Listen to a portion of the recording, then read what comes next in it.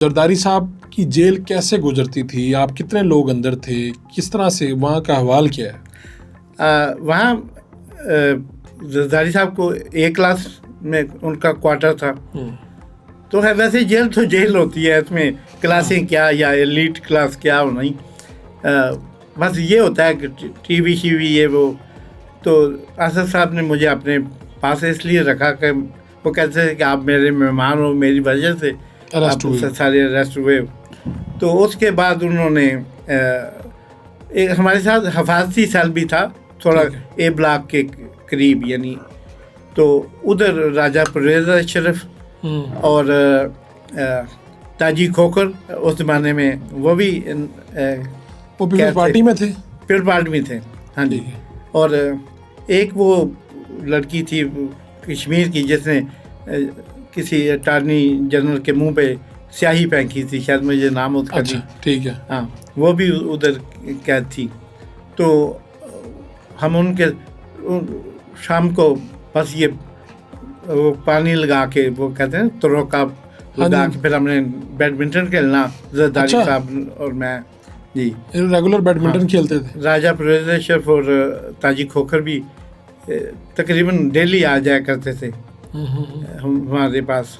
ये जेल की बात हो रही ना, इसलिए कि इमरान खान भी आजकल अडयाला जेल में ही है। जी जी। तो लोग कहते हैं कि भाई जो इमरान खान है उसकी बड़ी मुश्किल जेल है, या लोग कंपैरिजन में चले जाते हैं कि जरदारी साहब बड़ी याशी करते थे। फिर ज़िया शायद मरहूम ने कोई बात की थी कि कोई अदाकारा थी तो पता चला जी जेल में गई ये वो।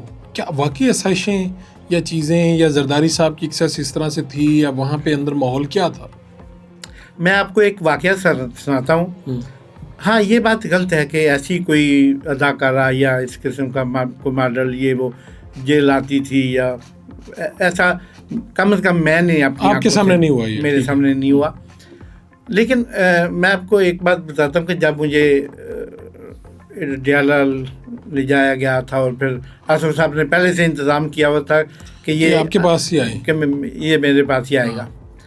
तो वो अपने साथ रखा। तो मेरे होते हुए एक माहर जी थे उस वक्त उधर अडयाला के, जो सुप्रिंटेंडेंट थे, ठीक है, सरगोदा के शायद रहने वाले थे। तो उनको मार साहब को बुला के अपने उनके कहा कि ये मेहमान है, मेरा भी मेहमान है और आपका भी। तो उससे एक बंडल सा वो पैसों का इन्वॉल्व या बड़ा सा कह लें, वो उसको जेल के अंदर ही, हाँ, उस हमारे कमरे में नहीं। वो मैं हैरान ये हूँ ना कि आसिफ साहब के पास पैसे अंदर ही थे और अंदर ही स्टूडेंट को दे रहे हैं तोहफा जी, या समझ लें कि भाई खिदमत करनी है जी। तो कितने होंगे वो, कोई अंदाजा? मेरे ख्याल में कुछ 2-3 लाख तो कम उस वक्त। किस वक्त क्या साल होगा ये? साल 2008? नहीं, ये 99 की बात कर रहा हूँ।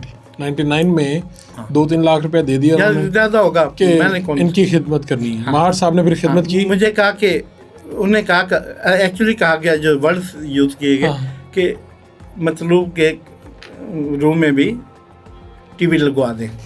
ठीक है। आपकी क्लास डिफरेंट थी तो इसलिए आपके पास टीवी नहीं था? क्लास वही थी। अच्छा। लेकिन मतलब वो सारी चीज़ें खरीदनी पड़ती हैं ना। हर चीज़ के पैसे ज़्यादा होते हैं। तो बेसिकली वो पेमेंट की गई उनको कि ये सारी आसाइशें उधर भी दे देना।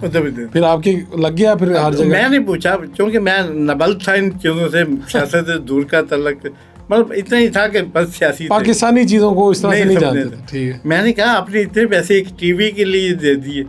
तो कहते हैं वो टीवी सिर्फ उस अकेले क्या नहीं लगना, और भी बड़े टीवी इन पैसों से लगने। तो इसका मतलब है कि वो काफ़ी लोग इस काम में शायद वो हिस्सेदार होते होंगे। तो इसका मतलब ये है कि जेल के अंदर तो फिर जरदारी साहब का राज था वहाँ? नहीं, मैं ऐसा जिस तरह आजकल प्रोपेगेंडा चल रहा है ऐसा कुछ नहीं था। तो अपने सर्वाइव के लिए देखें, वो एक मतलब पार्टी के थे, यानी प्राइम मिनिस्टर के हस्बैंड थे, और उन्हें अपनी सर्वाइव के लिए तो थोड़े इंतज़ाम तो करने। बाकी ये कोई ऐसी अय्याशी वाली बातें को उधर नहीं थी जो मैंने देखा। हाँ, हमें बैडमिंटन खेलने की एक मशक्ति मिला हुआ था। और रात में आपको शाम में अंधेरा होते ही बंद कर देते थे अंदर? बाहर का गेट बंद हो जाता था, बाहर का क्वार्टर का। क्योंकि आमतौर पे तो ये रूल है ना कि बंद, जैसे डे लाइट नीचे आती है तो अंदर बंद कर दिया जाता है। जी, ऐसा नहीं था। नहीं, एक क्लास अगर किसी ने देखी है तो मतलब उसमें ऐसा मेन गेट जैसे हो सका, क्वार्टर का मेन गेट वो बंद हो जाता था। सही है। अच्छा, और जरदारी साहब अंदर रहे, लोग कहते हैं जी बड़ी जवां मर्दी से इन्होंने जेल काटी। जी, कुछ लोग कहते हैं नहीं, ऐसे नहीं, अंदर तो इनको जो साजिशें हैं वो आज खान को नहीं मिली है वो। तो आप इसके ऐनी शाहिद हैं और अब आप गैर जानबदार भी हैं, जी। तो बताएं क्या जवां मर्दी से काटी, अंदर उन्हें तकलीफ़ थी, वो याद करते थे, बेनज़ीर साहिबा के हवाले से क्या बात होती थी या क्या चीज़ें थी? मुझे भी चूँकि हिस्ट्री पढ़ने का शौक़ था, उन्हें भी, जरदारी साहब भी हिस्ट्री के स्टूडेंट हैं और उन्हें बहुत ज़्यादा शौक़ है। तो मैंने उन्हें किताबें, वो उनके पास काफ़ी था, मतलब बुक्स थी ठीक अवेलेबल।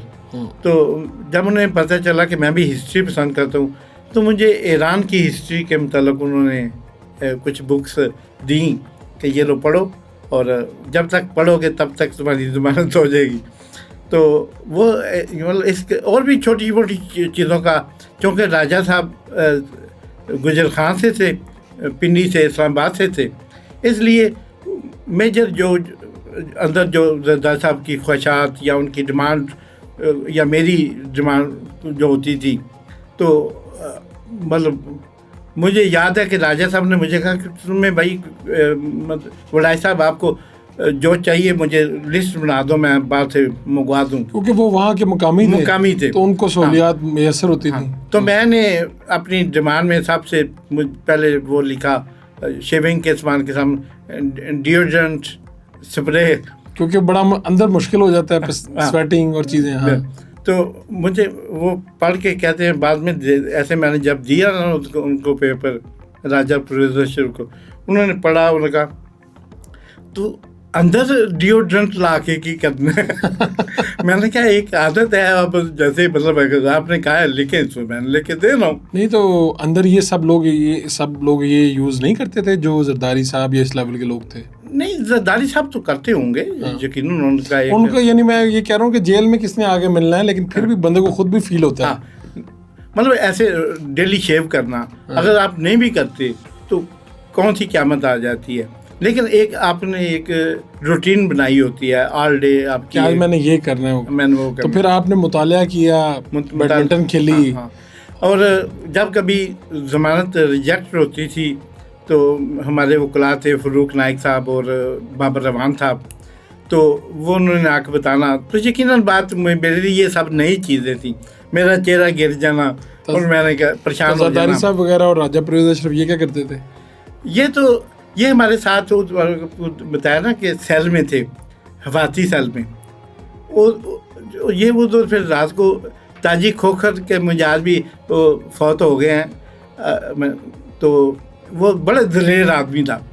वो उन्होंने रात को ना ताजी खोखर साहब ने ऐसे पीपल पार्टी जीए भुट्टो के नारे लगा रहे हैं जेल में, रात में सन्नाटा है और वो नारे लगाए, उन्हें अपने क्वार्टर से नारा लगाया और पूरी जेल से फिर आगे से आवाज़ आ रही है जीए भुट्टो, इस किस्म का। तो इसका एक साइन ये भी था कि आज नारे लग रहे हैं, आज जरदारी साहब कराची नहीं है बल्कि इधर अडियाला में ही है।